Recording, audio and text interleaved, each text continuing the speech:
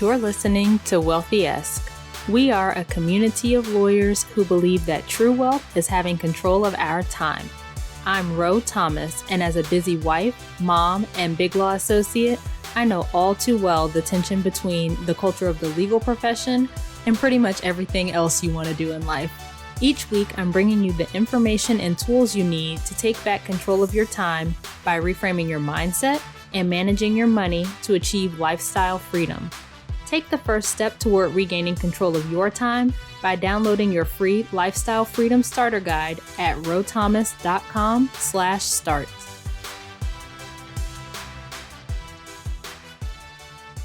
Hey friend, welcome back to the show. How are you? I hope you are doing well, having an amazing day so far. I am excited to talk to you today about something that comes up in pretty much every area of life. I am sure we've all heard people who talk about wanting to write a book or start a business or go back to school or pay off debt, right? And some people achieve those things while others keep talking about doing them year after year.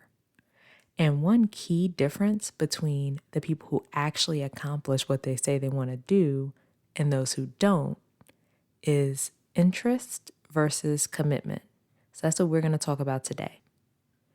So when you are interested in something, you're curious about it, right? You're open to this new concept. Maybe you're reading books and listening to podcasts. Like you genuinely want to learn about this subject and you think it sounds good. You see what other people are doing in that space and you think it's cool. You might be inspired. There is a lot of consuming information, right? Like you're consuming a lot of information, but not applying it. Maybe you even take some steps when it's convenient, but then something comes up and you let it go, right? When you're interested, you're not willing to give up anything for the goal. It's just something that sounds good. You don't want to make sacrifices for it. On the other hand, when you're committed, then you will do this thing even when you think it's hard, even when it's inconvenient, even when you fail. You might fall off the bandwagon or, have a setback or whatever, but you get back up and you keep going. You will make it happen. You're determined to make it happen. You're persistent, right? This is something that is a priority for you. And I think looking at interest and commitment in the context of relationships makes it even clearer. Like, let's say you just met someone new and you're interested, right? They're cute.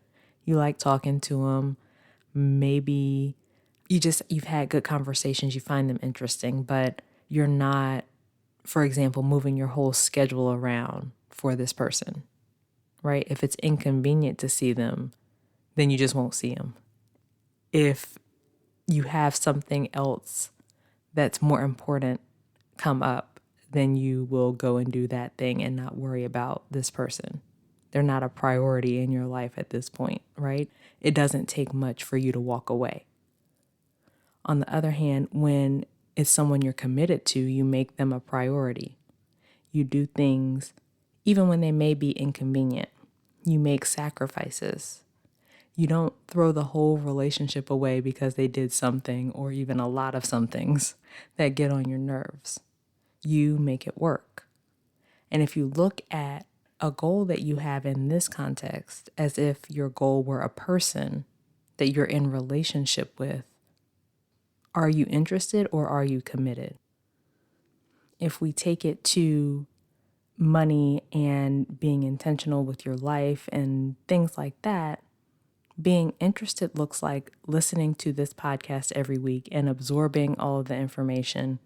You may even tell a friend or two about it and encourage them to listen, but you never do anything with the information you learn. You hear about being more intentional with your life. You hear these tips about money and you think, oh, that's so good. That sounds great. But you do nothing. Or you learn all the tips about how to create a great budget or how to pay off your debt or how to change your money mindset, but you don't implement any of those tips. You hear my story, or maybe you hear stories of other people who have made the progress that they want to make with their finances, paid off debt, built their net worth. Maybe they've reached financial independence, or even outside the money piece, they've achieved some other goal that you say you want. You hear these stories and you may feel inspired, but then you go right back to what you were doing and you don't take any steps to achieve that thing for yourself. You're interested, but you're not committed, right? When you're committed, you listen to this podcast and you apply the information. You may even take notes, as I know some of you do. You're really studying the information. You don't want to just hear it, but you really want to know it. You want to be able to apply it to your life. You've got your budget down because you listened to, the episode on how to create your budget, episode 17, and you applied it. You hear stories about people paying off their debt, or you listen to the episode on paying off your debt, and you don't just think, oh, that's nice. Like, you create your debt repayment plan and you get to work on it. You implement the things you learn. You're committed to the goal that you have for yourself, and you're determined to make it happen.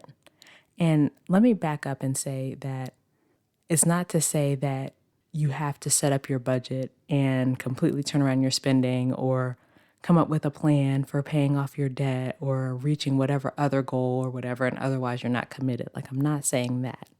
Sometimes we have blocks, mindset blocks, things like that keep us from taking those steps. But maybe you've taken the step of reaching out to me or another coach or somebody else for help. In any event, you're moving forward, right? You're taking action toward your goal, not just thinking it sounds good. You're doing something about it. I also want to say that it doesn't have to be all or nothing. Like we've talked before about breaking your goals down and starting where you are.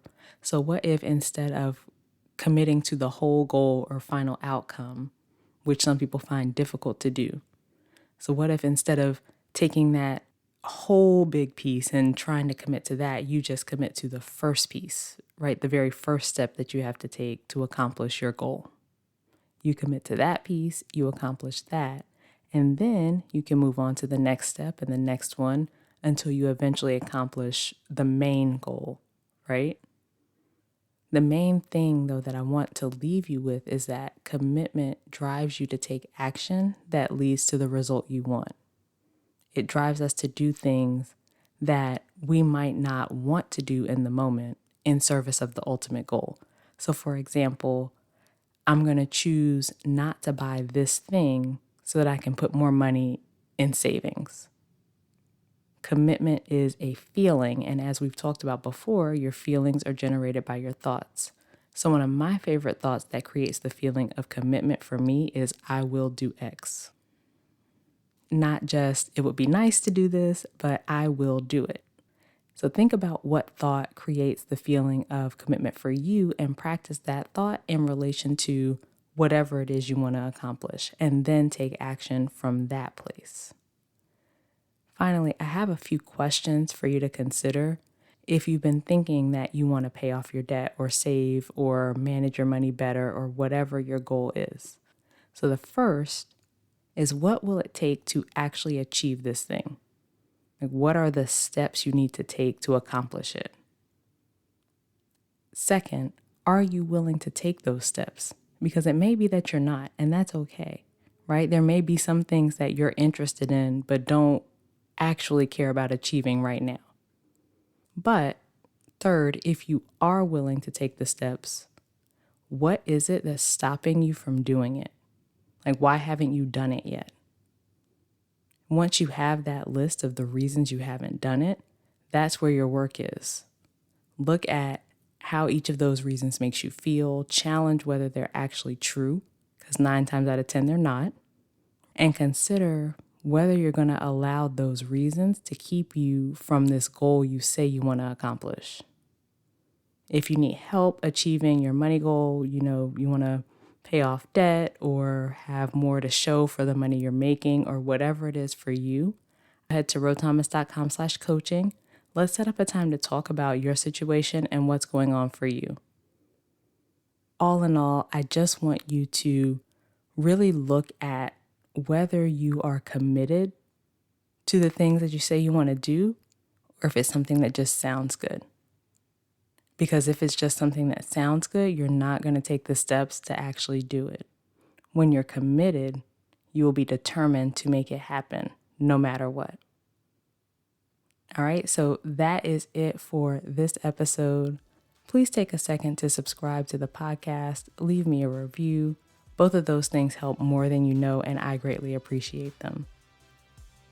Share this episode with a friend who could use this information, and don't forget to come connect with me on social media. My handle on Instagram is @IamRoThomas, and I'm on LinkedIn as RoThomas.